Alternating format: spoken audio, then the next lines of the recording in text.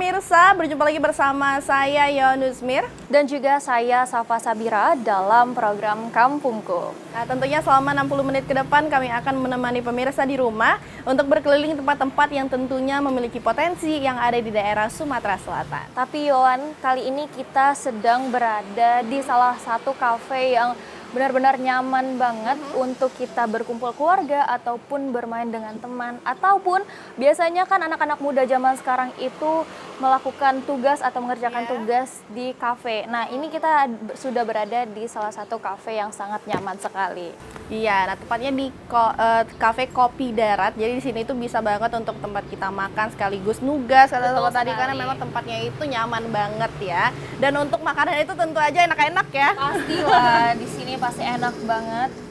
Nah, jadi yang pertama ini pemirsa, kami akan mengajak pemirsa di rumah untuk berkunjung ke daerah Ogan Komering Ulu. Betul nah, sekali. jadi di sana itu terdapat Sungai Ogan, yang mana masyarakat di daerah Ogan Komering Ulu ini memanfaatkannya sebagai tempat untuk bermata pencarian. Betul sekali, di sana karena banyak sekali potensi-potensi yang bisa dimanfaatkan masyarakat di daerah sana.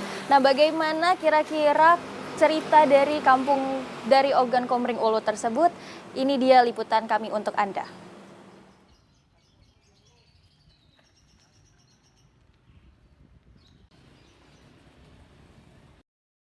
Sungai yang memiliki aliran sepanjang 170 km ini merupakan sungai terpanjang ketiga di Sumatera Selatan, setelah Sungai Musi dan Sungai Komering.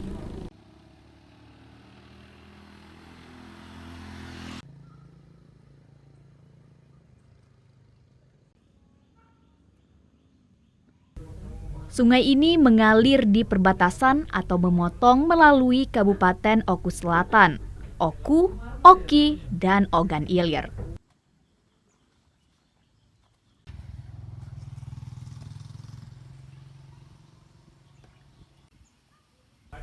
Kehadiran sungai ini kemudian dimanfaatkan oleh sebagian besar warga untuk memenuhi kebutuhan sehari-hari.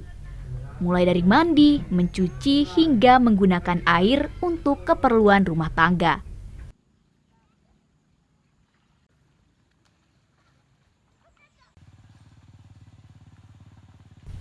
Khususnya masyarakat Lubuk Batang Baru, Kecamatan Lubuk Batang, Kabupaten Ogan Komering Ulu. Kehadiran sungai ini berpengaruh besar bagi kesuburan tanah yang ada di desa ini, sehingga sebagian besar warga desa memanfaatkannya juga untuk bertani dan berkebun. Potensi perkebunan yang ada di desa ini cukup banyak, mulai dari kebun karet, duku, durian, pisang, hingga jagung.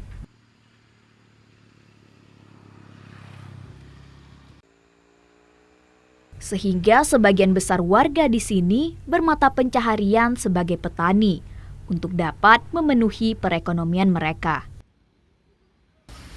Kak Det, cerita Kak Det, kalau di sini sebagian besar masyarakatnya nih mata pencahariannya apa nih Kak Det? Di desa kita ini, Desa Lubuk Batang Baru ini, mayoritas mata pencaharian di sini sebagai petani, yaitu petani karet. Namun sekarang ini juga di samping petani karet, masyarakat di sini juga sedang melakukan untuk pengembangan pertanian jagung, lahan jagung.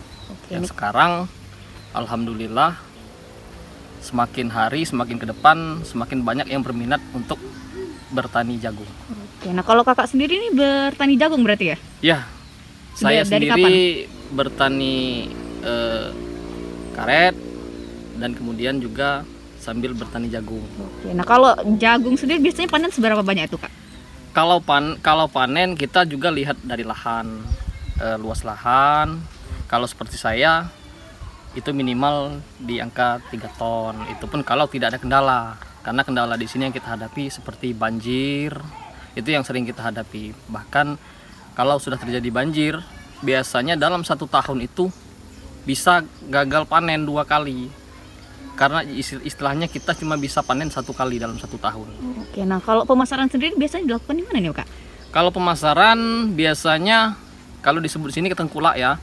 Nah, biasanya orang yang mencari jagung itu biasanya datang ke tempat kita. Kemunculan Sungai Ogan ternyata bermanfaat besar bagi penghidupan masyarakat Oku. Sehingga kedepannya pengelolaan Sungai Ogan diharapkan dapat terus dijaga dan dilestarikan.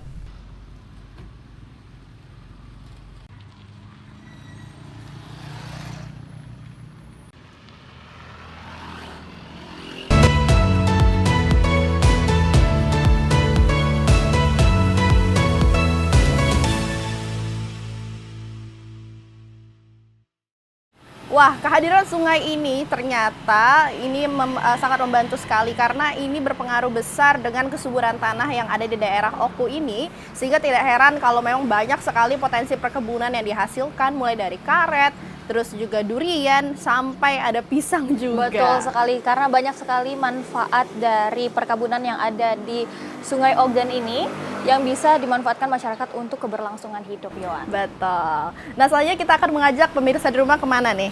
Kita akan mengajak pemirsa di rumah ke Kabupaten Empat Lawang, di mana di Kabupaten Empat Lawang ini ada yang namanya Desa Mekarti.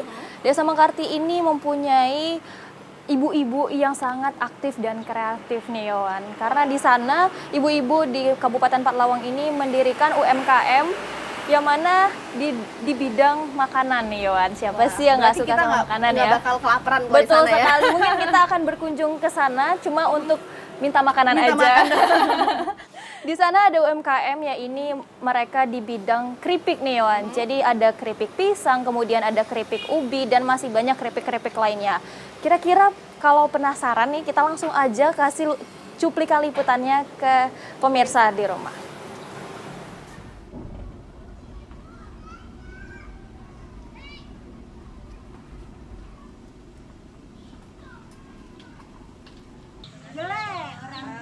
Desa Mekarti Jaya merupakan kampung yang telah berdiri sejak tahun 1984 di Kecamatan Tebing Tinggi, Kabupaten Empat Lawang. Asal muasal kampung ini terbentuk dari lahan PT X Transmigrasi yang dikelola oleh sejumlah kelompok dengan melibatkan pemerintah setempat. Desa Mekarti Jaya atau sering disebut dengan Kampung 3B berpenduduk 187 kakak. Dengan penghasilan utama penduduk ini adalah karet. Meski berpenghasilan utamanya karet, penduduk di desa ini sangat aktif dalam pengelolaan olahan UMKM. Ibu-ibu di desa ini saling membantu dalam melakukan inovasi produk olahan UMKM. Produk olahan UMKM yang digeluti para ibu-ibu ini adalah keripik ubi, pisang, rengginang, keripik Bali, dan lain-lain. Bermaksud hanya untuk mencari peluang bisnis dan memanfaatkan tanaman di belakang rumah. Siapa sangka olahan UMKM ini mendapatkan penghargaan dan masuk nominasi peringkat wanita terinspiratif tingkat provinsi dan produk terinovasi tingkat kabupaten. Rumah ke rumah, ya, dari rumah warung ke warung, melalui online juga kita dari situ.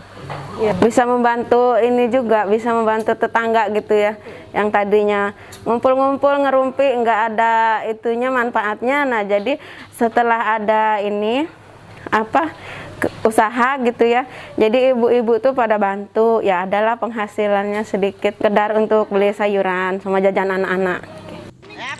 Selain UMKM dengan olahan makanan, masyarakat di sini juga kreatif dalam memanfaatkan limbah plastik sampah menjadi barang yang bernilai.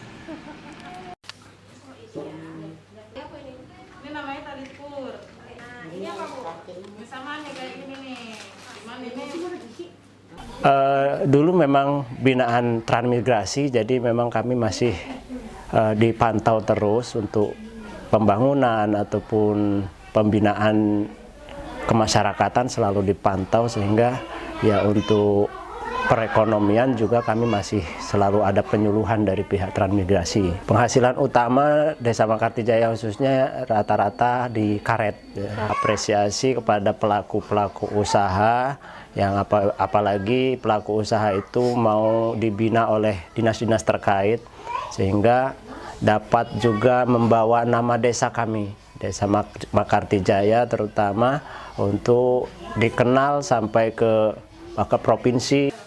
Kreativitas seperti inilah yang patut dicontoh masyarakat lain dalam memanfaatkan peluang menjadi bisnis dan usaha, dengan harapan menjadikan warga yang makmur, ekonomi kreatif, berinovasi, dan lingkungan yang damai.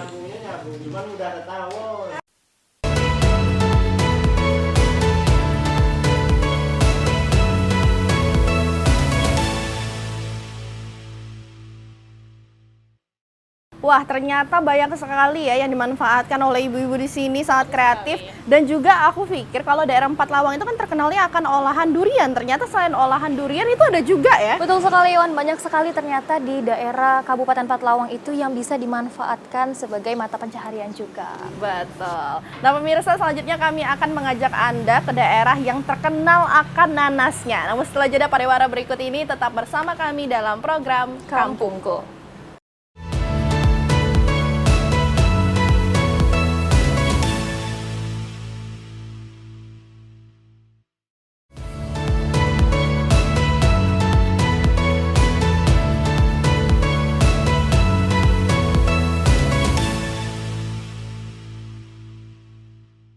Baik, terima kasih pemirsa, Anda masih bersama kami dalam program Kampungko. Dan juga kita masih dalam Cafe Kopi Darat, cabang Puncak Kuning. Nah, Yohan, kira-kira tadi aku sempat pikir juga katanya ada kampung yang akan Yohan spill nih. Kira-kira itu kampung, sebentar aku tebak dulu, kira-kira itu kampung yang ada nanasnya itu ya? Iya, jadi daerah ini itu sangat terkenal akan potensi nanasnya. Tahu nggak di mana? Kota Prabu Muli yang pastinya. Betul. Ya. Nah pemirsa, kita tahu bahwa memang Kota Prabu Muli ini terkenal akan potensi nanasnya. Namun kali ini kita bukan membahas tentang nanasnya, melainkan kita akan melihat ternyata Kota Prabu Muli memiliki potensi lain, yaitu penghasil batu bata. Ya betul sekali, Yohan. Nah, kira-kira bagaimana proses pembuatan batu bata ini sendiri, Yohan, dan ini dia liputan kami untuk Anda.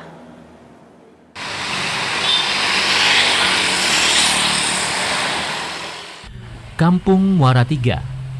Kampung ini berlokasi di Kelurahan Anak Petai, Kecamatan Prabu Muli Utara, Kota Prabu Muli. Hampir di setiap rumah warga memiliki bangsal atau tempat pembuatan batu bata.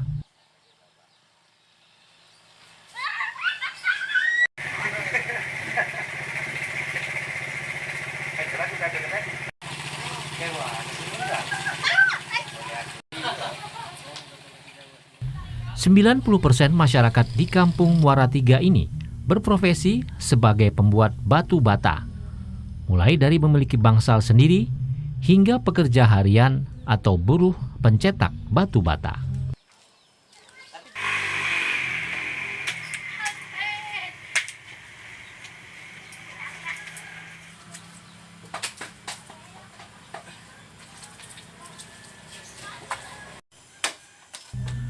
Salah satunya bangsal milik Mu'alim. Mu'alim sendiri merupakan salah satu pemilik bangsal batu bata yang lumayan lama di kawasan ini. Hampir 35 tahun Mu'alim bergelut di bidang pembuatan batu bata.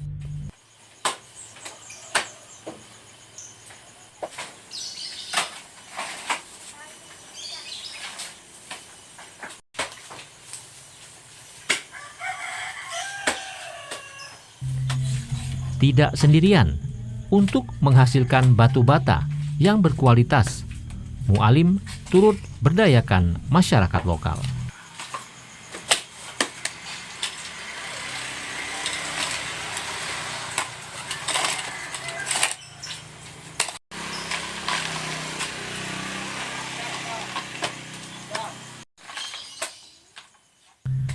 Bangsal milik Mu'alim ini dalam sebulan mampu menghasilkan 30.000 lebih batu bata cetak dengan batuan sebanyak 6 orang pekerja. Setiap pekerja memiliki tugas dan peran masing-masing, mulai dari memilah tanah liat yang berkualitas baik, mencetak, hingga proses pembakaran batu bata.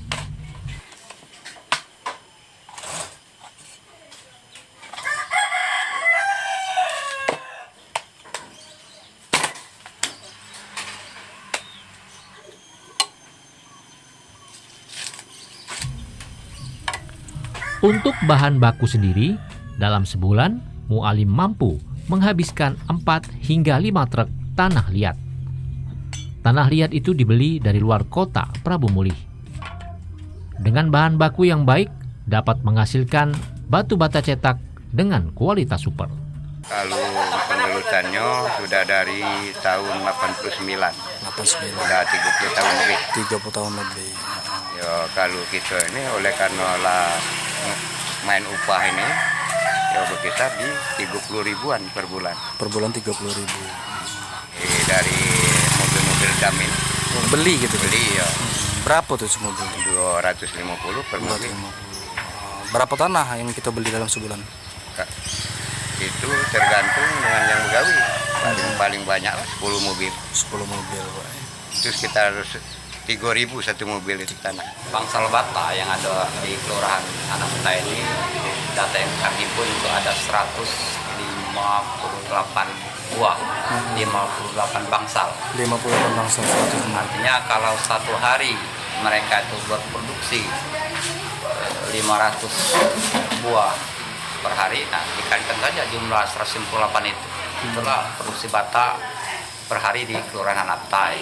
Kalau penduduk lokal, katakanlah cikal bakal batu bata yang ada di Prabu Mulih ini, itu ya ikonnya itu ada di Kelurahan Anak Peta ini. Menurut Widya, salah satu pekerja mengatakan sudah hampir 10 tahun bekerja sebagai pencetak batu bata. Dalam sehari, Widya mengaku mampu mencetak 200 hingga 300 batu bata. Sementara untuk upah sendiri, satu batu bata hasil cetakan dihargai Rp100. Buat ini sekitar 10 tahunan. 10 tahunan. Sehari paling banyak berapa bisa gitu? Paling kencang 200-300 biji lah. Kok itu 100. 100 ya. Berarti sehari kantong duit berapa lagi? 30 ribu. 30 ribuan ya. Ini debu. Debu. Untuk olesan ini supaya tidak lengket. Oh, supaya tidak lengket. Ini ditaruh inilah, dibiarkan 2-3 hari lagi diangkat, ditaruh situ nah, taruh dapur. Oh, dapur untuk di? Saat ini batu bata dari kampung Muara 3 mampu memenuhi kebutuhan batu bata untuk wilayah Prabu Mulih hingga ke kabupaten tetangga seperti Muara Enim dan Kabupaten Pali. Namun sayang saat ini harga jual batu bata dinilai menurun. Untuk satu bata dijual dengan harga 600 hingga 700 rupiah saja.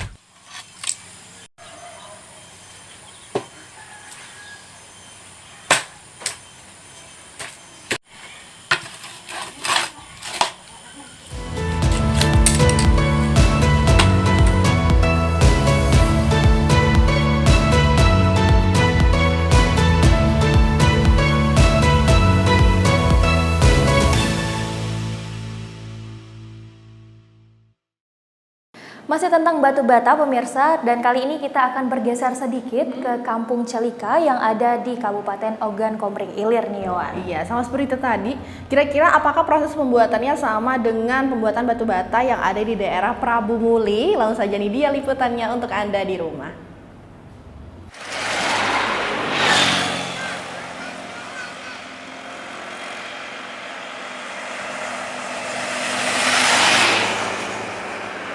Desa Celikah, Kabupaten Oki, sudah cukup lama dikenal sebagai produsen batu bata di Kabupaten Oki. Hal ini dibuktikan banyaknya bangsal pembuatan batu bata di desa ini.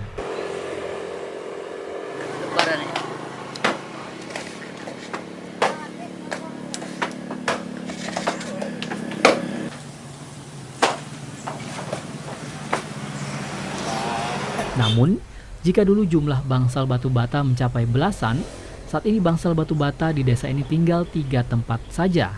Salah satunya ialah bangsal milik Pak Suwarso yang berada di Dusun 1 Desa Celikah, tepatnya di kawasan Simpang Kijang.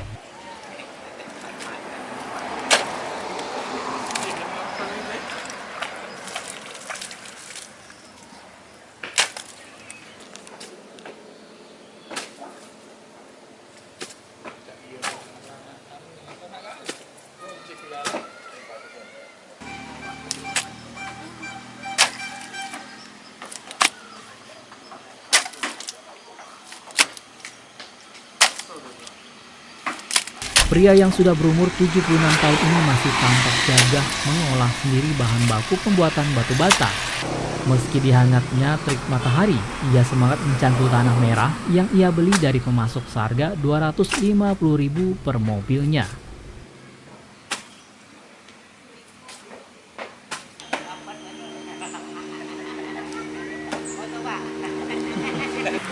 Saat ini bangsal batu bata di Desa Celika hanya mengandalkan tanah dari pemasok. Hal inilah menjadi salah satu alasan bangsal batu bata di desa ini semakin berkurang. Hanya tinggal 3 bangsal termasuk milik Pak Suwarso ini.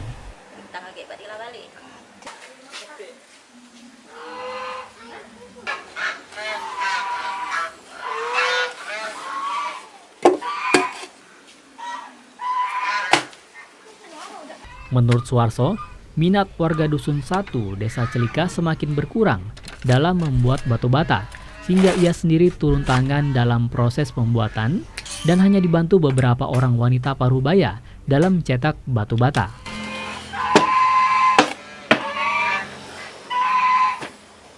Iya, kalau dikasih bangun lengket, ini banyak lengketnya loh.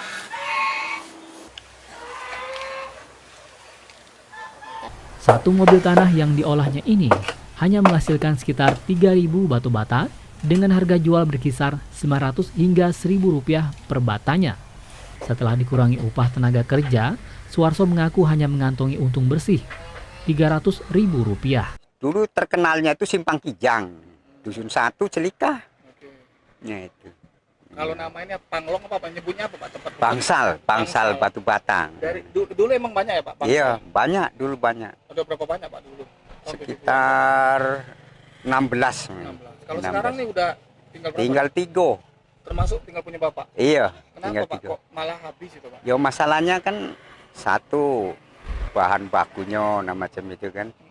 Nah, sekarang ini kan banyak bangunan-bangunan. Nah, sudah itu mengenai masalah pemasaran itu besaan daripada modal daripada penghasilan macam itu kan.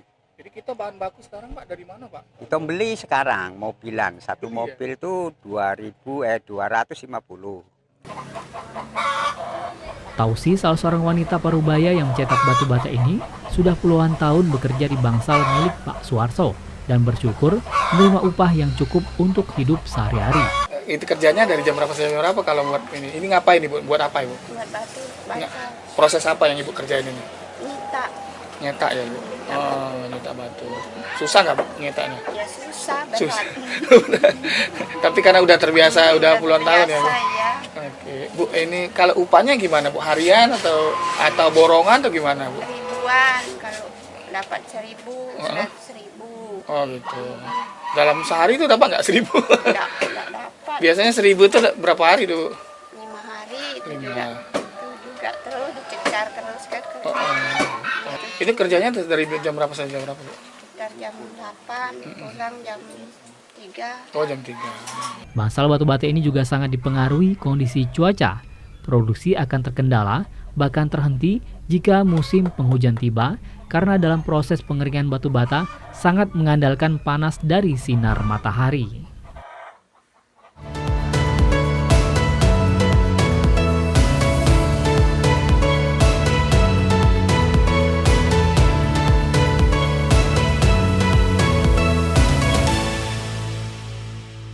Wah, ternyata dalam satu truk tanah itu dapat menghasilkan 3.000 batu bata yang dijual kisaran harga 900 sampai dengan Rp1.000 per batanya. Betul sekali Yohan. Nah, selanjutnya nih kita akan bergeser ke kemana? Ke surga, maksudnya ke desa yang dijuluki sebagai desa surga. Iya, namun setelah jeda pariwara berikut ini tetap bersama kami dalam program Kampungko.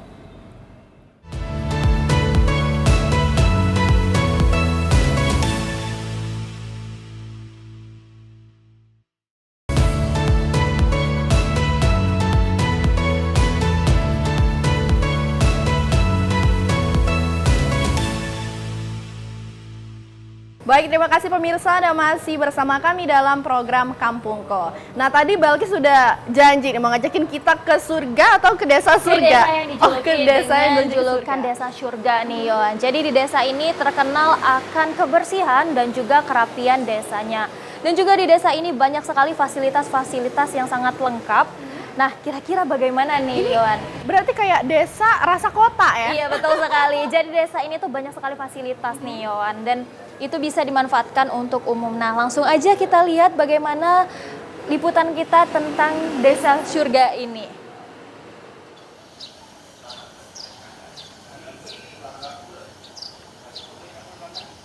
Desa Sediomulyo, Kecamatan Mesuji Raya, Kabupaten Ogan Komering Ilir, merupakan desa yang sering dijuluki desa surga. Desa ini jauh dari kota, bahkan harus melewati perkebunan dan hutan. Namun, desa ini seperti di kota. Memasuki gerbang desa terlihat rumah-rumah warga yang rapi, jalanan yang bersih, serta banyak fasilitas yang ada di desa Sediomulyo. Pusat desa Sediomulyo, Kabupaten Ogan Komering Ilir ini pun sangat indah, di mana terdapat patung gajah dengan slogan Desa Aman, Sehat, Rapi, dan Indah. Desa ini memiliki stadion lapangan bola Krida Muda yang luas dengan fasilitas yang baik, bahkan pernah menjadi tuan rumah Liga Santri Kabupaten Ogan Komering Ilir. Selain itu, hampir di setiap sudut desa Sediomulyo ini terdapat masjid yang megah. Uniknya, di desa Sediomulyo, Kecamatan Mesuji Raya, Kabupaten Ogan Komering Ilir, mayoritas warga di sini merupakan berasal dari Jawa. Mata pencarian warga desa Sediomulyo mayoritas dari perkebunan sawit.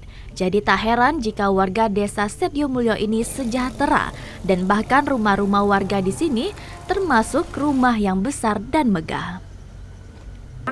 Jadi memang mereka berasal dari satu kabupaten Boyolali. Jadi mereka mayoritas 90% datang dari satu desa.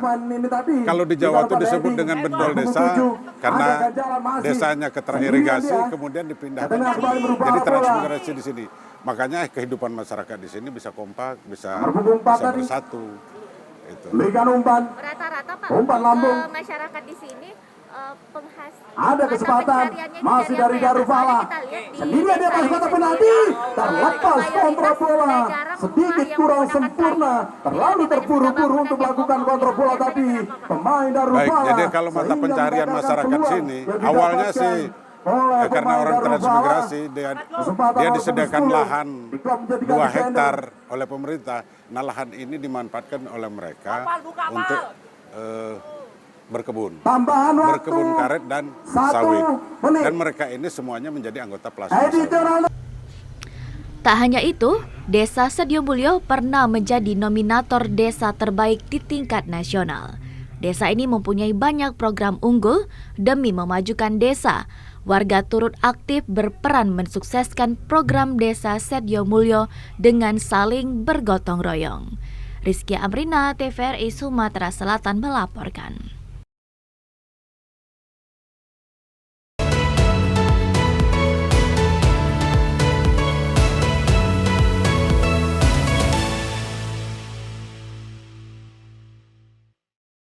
Wah, ternyata Yohan, desa yang dijuluki dengan desa surga ini ternyata banyak sekali fasilitas dan juga menjadi nominasi desa terbaik tingkat nasional. Wah, itu patut diapresiasi sekali ya. Aku jadi penasaran deh, pengen ke sana. Boleh kita nanti langsung kita ke sana aja balik ini.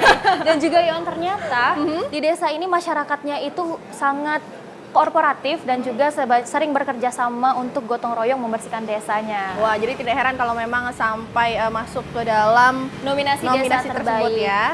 Baik, pemirsa, selanjutnya kita akan berkunjung ke daerah Batu Raja Timur, masih tentang pembuatan batu bata. Kira-kira bagaimana kegiatan masyarakat di sana yang memanfaatkan batu bata sebagai untuk mata pencarian. Lalu saja ini dia liputannya untuk Anda di rumah.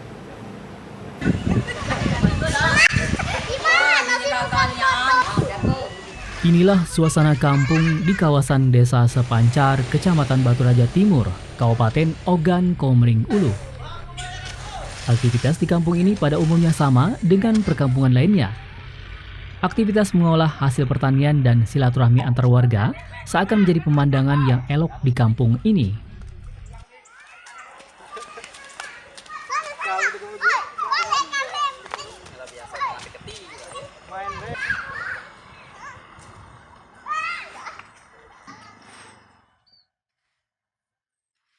Satu hal menarik, kampung ini dikenal dengan Kampung Bata, di mana kebanyakan warga beraktivitas sebagai pengrajin atau pembuat batu bata berbahan tanah merah.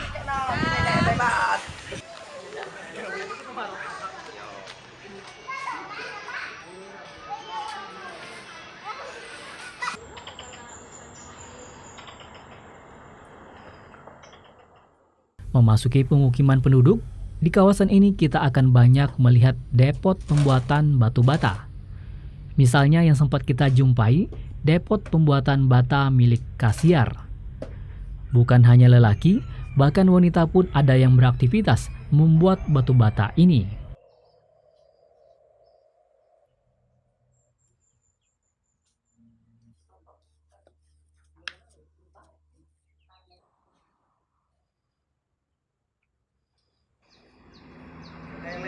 Sally misalnya, ia sudah sejak lama menjadi pekerja pembuatan batu bata. Mulai pagi hingga sore, ia dapat menghasilkan sebanyak 400 batu bata. Satu batu bata ia mendapatkan penghasilan Rp60. Hasilnya, menurut Sally, cukup membantu kebutuhan sehari-hari. Bisa 400. 400 ya. Sudah lama ya buat batu? Sudah lama. Sudah lama ya. 400 sehari? Sehari. Dari jam? 8. Sampai jam? Yo, kadang siang istirahat. Pagi lagi sampai jam 3:30. Sementara Kasiar menceritakan kegiatan ini ia geluti sejak tahun 2000-an. Bahan baku sendiri didapat dari desa ini. Cukup membeli lahan tanah mereka sudah dapat bahan baku. Untuk membuat batu bata tanah merah ini masih dilakukan dengan cara manual dan pekerja yang dilibatkan merupakan warga sekitar.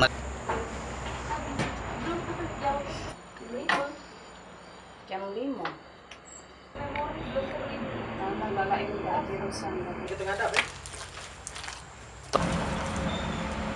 Untuk proses pembuatan membutuhkan waktu hingga 2 hari. Menjadi lama karena selesai cetak akan dilakukan pembakaran terlebih dahulu dengan menggunakan kayu bakar. Pembakaran bisa membutuhkan waktu sampai 2 hari 2 malam. Dengan demikian, kualitas batu bata merah akan lebih baik dan kokoh untuk membangun rumah. Lihat situasi kondisi memang di sini usahanya seperti ini, Pak. Jadi memang banyak yang usaha bata di sini dari dulu. Sistem manual, Pak, kalau di sini karena apa tanahnya, Pak? Tanahnya memang istilahnya masih tradisional. Dulu pernah, Pak, ya, pakai apa molen itu, ternyata pakai molen mesin itu enggak akor dia, Pak. Begitu digiling, sesudah itu diproses pembakaran yang kurang bagus hasilnya malah. Nah, dia pakai manual ini alhamdulillah cocoknya untuk manual. Satu kali pembakaran akan dihasilkan 25.000 batu bata dengan harga jual Rp550 per satu bata.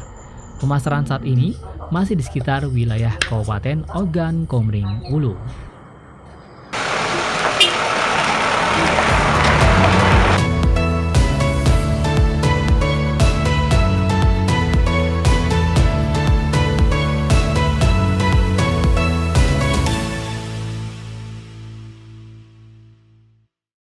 Dan pemirsa, dalam pembuatan batu bata ini ternyata tanah sebagai bahan baku dalam pembuatannya ini memang berasal dari daerah Batu Raja Timur ini. Jadi nggak ada impor-impor sama sekali. Betul sekali. Mungkin kalau barang lokal itu emang terbaik sih sebenarnya. Betul, ya, kualitasnya juga tentunya memiliki kualitas yang tinggi. Betul sekali. Nah, pemirsa, setelah ini kita akan berkunjung ke salah satu desa tertua yang ada di Ogan Komering Ilir.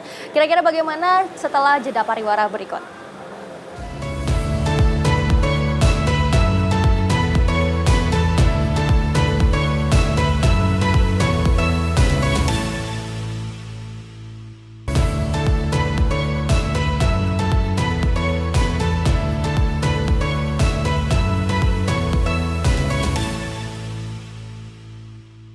Baik, terima kasih pemirsa, Anda masih bersama kami dalam program Kampungko. Nah, selanjutnya kita akan berkunjung ke daerah Ogan Komering Ilir, tepatnya di Desa Pesisir. Betul sekali. Nah, di desa pesisir ini ternyata ada salah satu desa tertua yang ada di Ogan Komering Ilir nih, Yohan. Dan di desa ini ternyata banyak sekali burung-burung walet liar yang digunakan untuk atau sebagai mata pencaharian di sana. Wah, berarti rumah-rumah di daerah sana itu tinggi-tinggi ya? Betul Karena sekali. setahu aku kalau misalnya kita punya tempat untuk penangkaran walet, itu pasti harus bangunan yang tinggi agar gunanya biar burung walet itu mudah menjangkaunya. Betul sekali. Nah, bagaimana kira-kira liputan kita dengan desa pesisir ini? Langsung aja, ini dia liputan kami untuk Anda.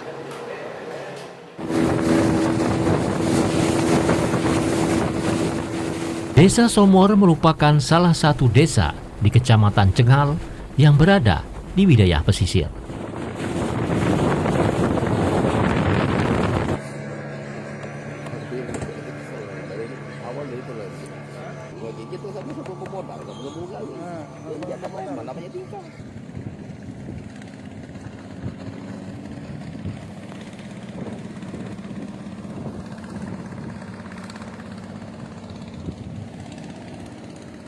Desa ini merupakan salah satu desa tertua di Kabupaten Ogan Komering Ilir. Warga desa Somor memiliki banyak profesi yang sebagian besar adalah nelayan. Tidak heran untuk menuju desa ini lebih cepat disambangi melalui akses sungai. Sementara untuk akses jalan darat sangat sulit dilalui karena belum dilakukan pengerasan atau diaspal. Tidak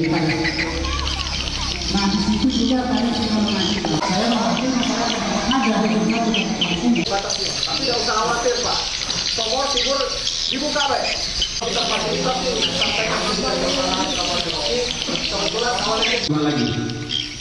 Selain itu, desa ini dianugerahi jutaan burung walet liar. Tak heran, di desa Somor ini, warga memanfaatkan rumahnya sekaligus dimodifikasi menjadi sarang burung walet.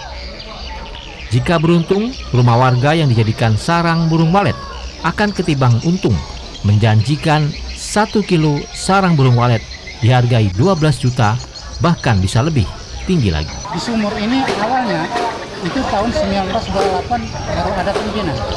1928 baru diadakan ketua atas. 1942 baru diadakan kriok. Nah, asalnya. Nah, sampai sekarang kriok diganti lagi kades kan. Sudah 8 pimpinan kami di sini. Pak, artinya desa ini termasuk salah satu desa tertua di Kabupaten Oki, Pak ya? Betul. Yang zaman Belanda sudah ada. Pak, akses menuju desa ini dilintasi lewat mana, Pak? Kalau aksesnya cuman lautan. Rumah yang dijadikan sebagai sarang burung walet ini biasanya bangunannya tinggi agar burung walet mudah menjangkaunya. Celah kecil untuk burung walet masuk dan tempat yang gelap.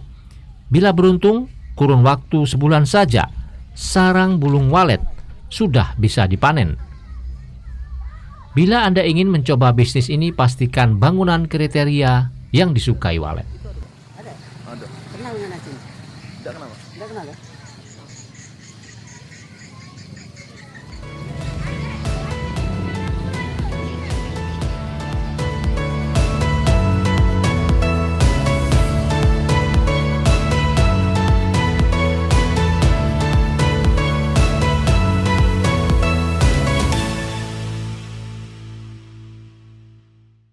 Wah, yang sangat menakjubkan ini ternyata dalam 1 kilo sarang burung walet ini dapat menghasilkan penghasilan sekitar 12 juta. Betul sekali, Yohan, karena di Sumatera Selatan ini ada yang namanya toke walet. Toke walet. Betul sekali, yang identik dengan orang-orang kaya. Betul. Seperti itu. Tapi nggak usah walet juga, sebenarnya kalau udah namanya toke itu pasti. Oh, betul sekali. Pasti tajir. Jadi mungkin yang toke yang ada di desa pesisir ini tadi pasti kaya-kaya banget. Betul. Nah, selanjutnya kita akan berkunjung ke daerah mana nih, Balkis? Kita akan berkunjung ke daerah Kalidoni, Palembang ini. Jadi di sini masyarakat bergotong royong untuk melakukan penyembelihan hewan kurban karena kita masih dalam kondisi atau situasi Idul Adha nih. Nah, kira-kira bagaimana ya kekompakan masyarakat di sana berbondong-bondong, kompak untuk menyembelih hewan kurban dan tersebut. juga memeriahkan Hari Raya Idul Adha. Langsung saja ini dia liputannya untuk Anda.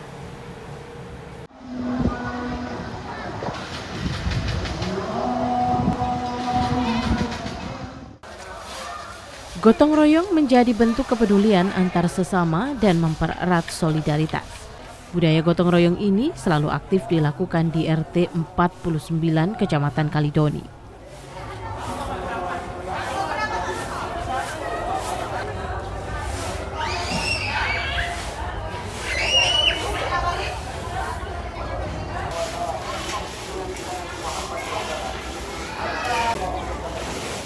Bertepatan dengan Hari Raya Idul Adha, setelah melaksanakan sholat bersama, masyarakat bergotong royong dalam mempersiapkan penyembelihan hewan kurban.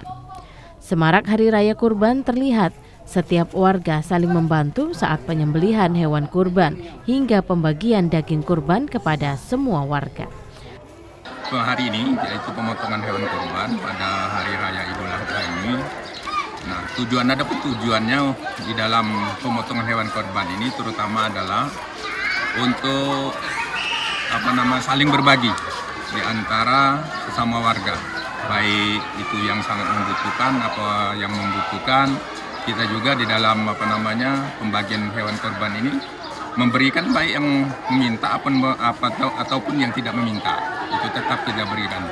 Nah, pemberian daging korban ini terutama kepada warga yang ada di sekitar sini. Adanya kegiatan penyembelihan hewan kurban ini makin mempererat gotong royong dan silaturahmi di kampung RT 49. Apa lo di sini?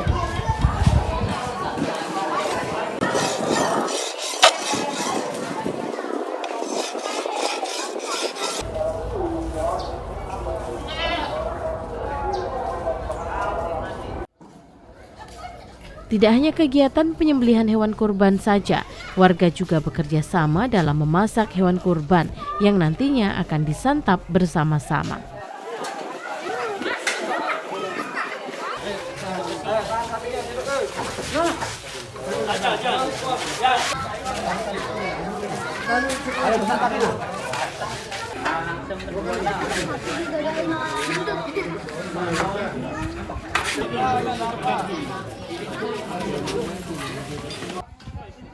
Evi yang sudah tinggal 20 tahun di kampung ini selalu merasakan semaraknya Idul Adha setiap tahun. Hari raya ini memang menjadi momentum untuk meningkatkan rasa kekeluargaan. Semenjak saya tinggal di sini sudah sekitar 20 tahun. Sejak saya tinggal di sini, insya Allah sudah tiap tahun melaksanakan pemotongan korban untuk menjaga kekompakan dan kerukunan warga LBI. Kami selalu melaksanakan daging kurban itu dimakan bersama-sama. Sisanya nanti dibagikan ke tetangga sekitar dan orang yang ikut berkorban untuk menjaga kerukunan, kekompakan keluarga kami. Oh bahagia ya, bahagia, kumpul luar biasa, terjadi silaturahmi, kumpul bareng-bareng, masak bareng-bareng. Ketua RT setempat Eko mengatakan kegiatan gotong royong ini hampir melibatkan seluruh warga. Kami jelaskan, kami dari RT 49 RW 06 Kelurahan Kalidoni, kami mewujudkan beberapa hewan kurban, yaitu kambingnya ada 7 ekor, kemudian sapinya ada 5 ekor. Jadi kami mengajak warga kami untuk gotong royong, artinya semua warga itu dilibatkan untuk bisa berpartisipasi juga sokongan untuk korban. Kalau yang mampu satu ya satu, dan kalau warga yang tidak mampu ya semampunya supaya kita bisa mewujudkan korban. Artinya kita mengadakan subsidi silang, artinya yang mampu membantu bagi warga yang tidak mampu. Jadi kita sudah bisa mewujudkan beberapa ekor kambing, dan sapi itu merupakan satu kerjasama antara warga dan seluruh elemen masyarakat di sini guna mewujudkan korban pada tahun hari ini. Momen penyembelihan hewan kurban pada Idul Adha ini menjadi salah satu bentuk dalam mewujudkan kekompakan warga.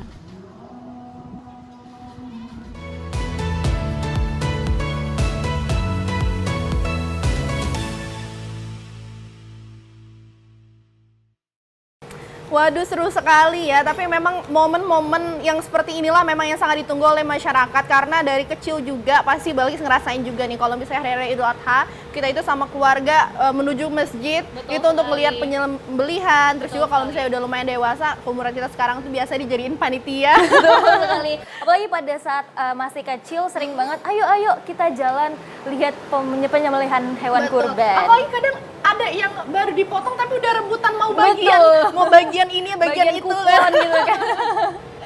Baik pemirsa, ya, berita tadi menjadi informasi terakhir kita dalam perjumpaan kita pada hari ini.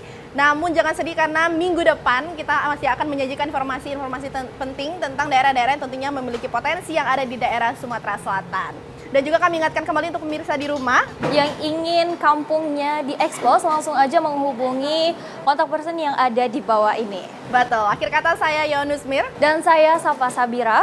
Pamit undur diri, terima kasih dan sampai jumpa.